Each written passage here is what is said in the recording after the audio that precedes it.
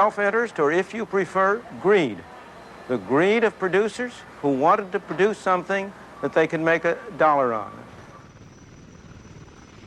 Greed had caused the biggest catastrophe ever to hit the U.S. And now, the government was handing out billions of dollars in rebuilding contracts. In other words, letting greed solve the problem. There has been this idea that it is government's responsibility to replan the construction of New Orleans. It's better to leave it to the market. We wanted to take a closer look at how the market was fixing the U.S. Gulf Coast.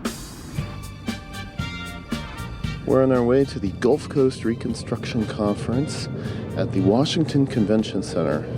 We're going to talk to a number of people who are busy reconstructing New Orleans. Yeah, what's up? There are many silver linings to this horrendous disaster, and with it has come an incredible opportunity. I'm optimistic when I see a room full of folks who want to take advantage of the opportunities, and that's a good thing from our perspective. It's a great thing. Well, you know, it's like the Israelis say, you know, once in a while a good crisis is not bad. You come up with new things. We were seeing a lot of new things. But wasn't this supposed to be about Gulf Coast reconstruction? We're especially interested in Gulf Coast reconstruction. And does this have anything to do with that? This is for bomb detonation and ammunition storage. Perimeter and physical security, mainly anti-ram road blockers. This particular unit can be used in military applications. Wow. So it's a real, catastrophe toilet, basically. All this stuff would be great for the people of New Orleans, if they were going to fight a war. Where was the stuff about helping people? Ah, here it was. The pavilion from Central Asia. Kyrgyz people are ready to help the people of Louisiana, Mississippi, and Alabama by erecting yurts there for them as a temporary shelter.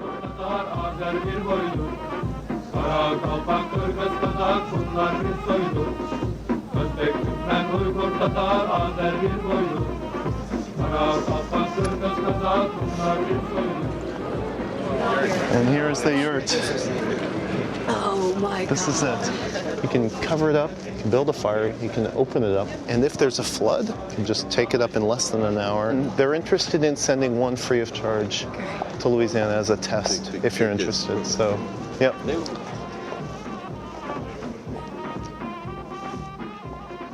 The yurt was the only solution here about helping people, but the government reps didn't seem very interested. There's no money in yurts. We decided we could outdo everyone at this conference and beat the free market at its own game. We would invent the ultimate disaster technology, a device so sophisticated it could protect anyone from pretty much anything. But it would cost so much that only the richest businessmen could afford it. So they kind of just flatten out. Yeah. The only question was, what company would make such a thing? You've got to think Halliburton. For they are the ones who do the research to make the mud, to build the tool, to run in the well, to make the test, to log the zone, to set the packer, cement the pipe and fire the gun, to perforate, to pump the gel that carries the sand that props the frac, completes the well to produce the crude that runs the world for all the people all over the earth who live in the house that oil built. Halliburton has been the world leader in extracting profit from every kind of disaster.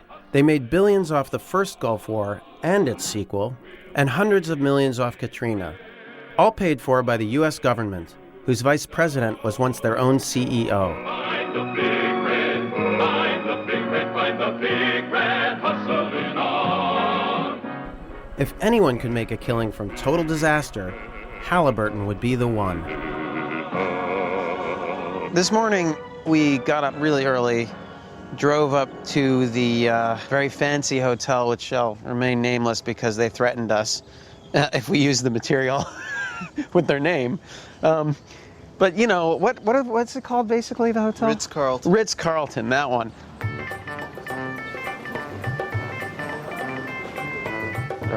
you doing? I'm Northrop Goody. I'm here with Halliburton, with Fred Wolf. I'm just helping demo a product. So, would either one of you mind helping us demo the suits? We have 3 of them. So you have to actually step into it, pull it on. It's kind of like a coverall. You'll wear it? I'll wear it. All right, great. You're a good sport. You're a really good sport. The Catastrophic Loss Conference was for insurance people. They knew numbers, and we were about to show them some pretty simple math.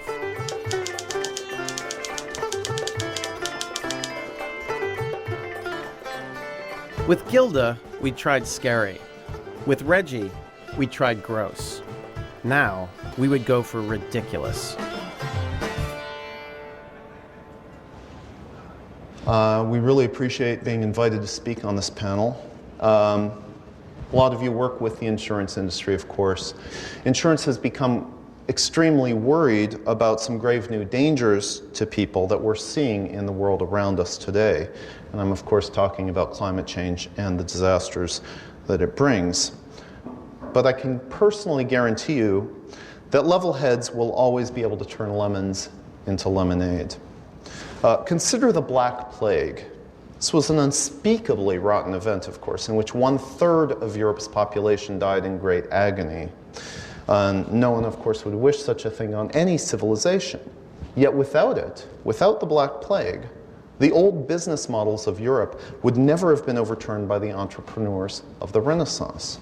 And what would the world be without the Mona Lisa? Or, closer to home, how about the Great Deluge? This world-ending disaster, literally, was surely seen as a terrible catastrophe by Noah's contemporaries and perhaps by Noah himself. Yet Noah was ready to seize the day, and at the end of that day, not only was there a whole new world, but Noah found himself with a monopoly of the animals.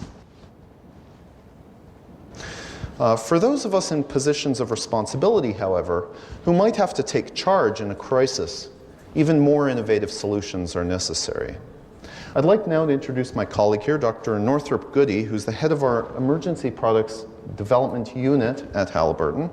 And Dr. Goody will be showing some mock-ups of some items that his unit has developed. We want something that's going to be able to save a human being no matter what Mother Nature throws at him. And so this is the answer. This is the Halliburton Survivaball. It's 3 easy steps for deployment: suiting up, inflating, and of course, launching. Launching out of a building, and we have an artist's rendition of what it might be like in Houston when we launch our Survivaballs. In the event of extreme catastrophe, there might be a scarcity of resources. In this case, we've got a Survivaball here that's going up and extracting resources, in this case from an animal. And you don't want to be exposed to the elements, but you still want to be able to extract resources from, for example, a cow. They're going to be able to go underwater, rated at 50 feet.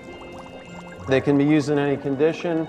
It doesn't matter whether you're in a landslide in California or even in the Arctic. Of course, any other conditions, whether it's tsunamis or tornadoes, the Survivaball is designed to withstand. But the best part of the Survivaball is that people need people. And so our biggest inspiration for the way that a community should work with Survivaballs comes from biology. As some of you probably know, amoebas gather together and actually form another body. They aggregate. And so these one-celled organisms come together as a single body. For example, here's a raft formation of Survivaballs in the ocean, floating, communicating, exchanging nutrients, differentiating function. Last of all, this is literally thousands of Survivaballs dancing through the streets.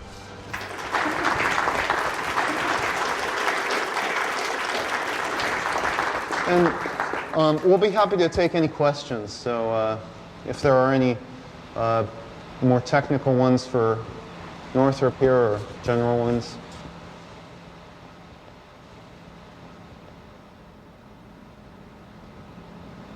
Yep. I mean, in my mind, this clearly also plays right into terrorist attacks.